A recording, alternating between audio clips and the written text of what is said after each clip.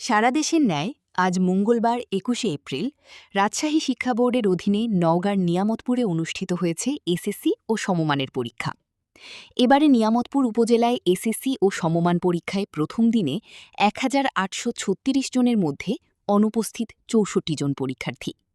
তবে এ উপজেলায় অনুষ্ঠিত পরীক্ষায় কোনো অপ্রীতিকর ঘটনা ঘটেনি। উপজেলা প্রশাসন অফিসের দেওয়া তথ্যমতে এবারে নিয়ামতপুর উপজেলায় ৬টি কেন্দ্রে এসএসসি ও সমমানের পরীক্ষায় অংশগ্রহণ করছেন ১,৮৩৬ জন পরীক্ষার্থী। এর মধ্যে এসএসসির ৪টি কেন্দ্রে পরীক্ষার্থী ছিল ১,৩৫০ জন, এর মধ্যে অনুপস্থিত ছিলেন ২২ জন।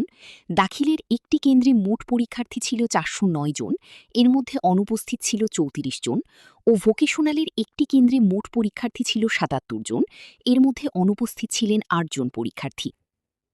নিয়ামতপুর উপজেলা নির্বাহী অফিসার মুর্শিদা খাতুন নিয়ামতপুর সরকারি মডেল উচ্চ বিদ্যালয় কেন্দ্র ও নিয়ামতপুর বালিকা উচ্চ বিদ্যালয় অ্যান্ড কলেজ কেন্দ্র পরিদর্শন করে বলেন, পরীক্ষা অনুষ্ঠিত হওয়ায় কেন্দ্রে উৎসবমুখর পরিবেশের সৃষ্টি হয়েছে।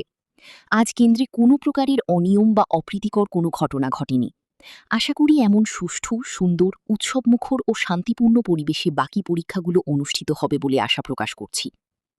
অপরদিকে উপজেলা সহকারী কমিশনার ভূমি রেজাউল করিম মহোদয়ও কেন্দ্রগুলো পরিদর্শন করেছেন। তিনি বলেন, প্রত্যেকটি কেন্দ্রে একজন করে ট্যাগ অফিসার নিয়োগ করা হয়েছে, যাতে করে সুন্দর ও সুষ্ঠুভাবে নকলমুক্ত পরিবেশে পরীক্ষা অনুষ্ঠিত হয়। এর জন্য যা যা ব্যবস্থা গ্রহণ করা দরকার, উপজেলা প্রশাসনের পক্ষ থেকে সব ধরনের ব্যবস্থা গ্রহণ করা হয়েছে।